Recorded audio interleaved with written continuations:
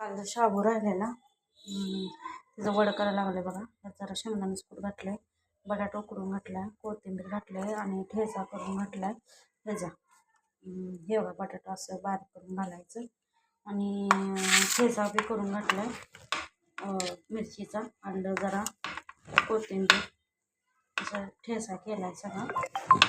हे असं बघा हे सगळं आपलं बारीक करून घ्यायचं आणि वडे करायचे. आणि त्यात जरा ओवा घालायचा, बारीक मीठ घालायचं, तिथं क्रिस्पी होतात वडं, हे छान होतात बघा, एक नंबर वडे होतात. आणि बटाट्याची भाजी केल्या बघा. वडे करणार आहे मी, ब्रेड वडं करणार आहे. असं सगळं बारीक करून घ्यायचं. बेसन घेतले मी यात आणि त्यात आपण आता बारीक मीठ, हळद, ओवा घालायचं.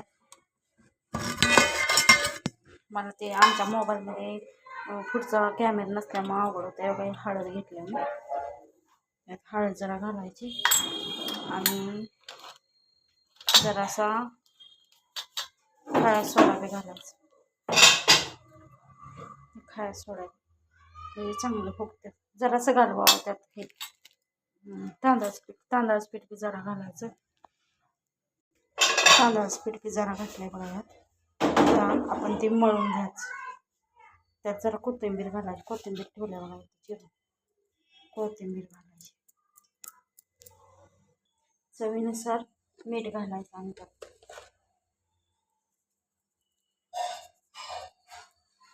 वड्याला पीठ मळायला लागलं मी. तुम्हाला कसं मळतात ते लावतो. एक तर क्रिस्पी होतात का नाही की काय बोलायलाच नको. वडे ब्रेड वडे करणार आहे मी, म्हणजे हिंदीत ब्रेड पकोडा असं म्हणतात. तुमच्याकडे काय म्हणतात मला कमेंटमध्ये नंतर सांगा. तेव्हा जरा चटणी घालायची कारण जरा तिखट पण, तसं मिरची घालतोय मी, पण आमचं ते मालकासनी लय तिखट खायचं नाही म्हणून मी चटणी घातल्या बघा. कढई गरम करत ठेवल्या बघा. आता ते आपण त्यात तेल ओतायचं. आता तेल ओतले बघा मी कढईत. आता तेल कढून द्यायचं. मी थोडं थोडंच घालतोय कारण का ते तेल मी परत कशाला वापरत नाही आणि म्हणजे चांगलं नसतंय ते तळलेलं तेल. आणि चपात्या बिपात्या करायचं म्हटलं तरच वापरते, राहिलं तर नाही तर शक्यतो मी थोडं थोडं तेलच वापरून तळते कारण का आमटीला वगैरे कट येत नाही. आता गरम करून घ्यायचं आपण आणि वडे सोडायचे. हे बघा मी आज डाळीची आमटी केली. थोडं थोडं पाणी घालून असं पीठ मळून घ्यायचं, म्हणजे लई पातळ बी नाही आणि लई घट्ट करायचं नाही कारण का घट्ट झालं की मग ते हे होतं, बेसनच दिसते मग सगळं वड्यात. म्हणून जरा जरा घालून आपण चमच्याने सगळं एकजीव करूया.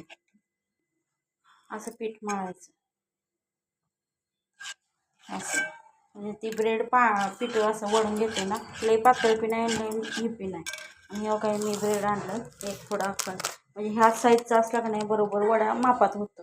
लय मोठा असला की ती म्हणजे वडा संपत बी नाही आणि हे होतंय खराब होतंय ना, म्हणून मापातच आणायचं ब्रेड.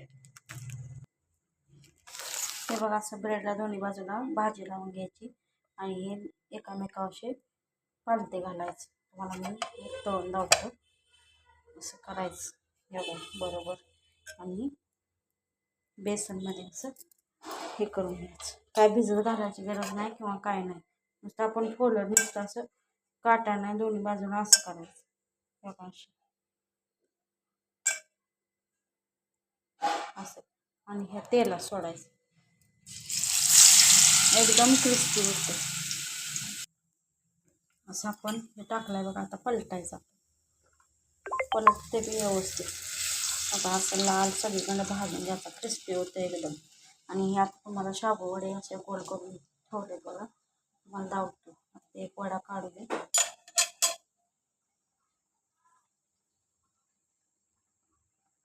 असं बघा मस्त मिडियमच गॅस ठेवला आणि लय फुल नाही लय काय, दोन्ही बाजून एकसारखं भाजून घ्यायचा वडा.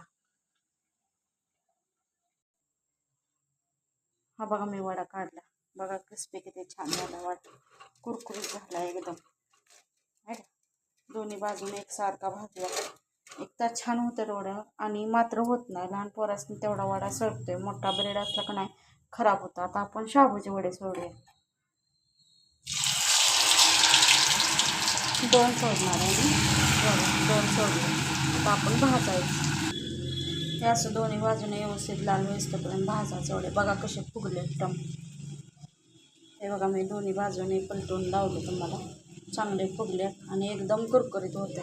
तुम्ही एकदा ट्राय करून बघा. मला कमेंटमध्ये सांगा आमचा व्हिडिओ कसे वाटते. माझ्या यूट्यूब चॅनलला छाया लके, त्या चॅनलला मी व्हिडिओ टाकलेला, नक्की बघा आणि तुम्ही बी करून बघा आणि मला कमेंटमध्ये सांगा कसं वाटतं. नमस्कार.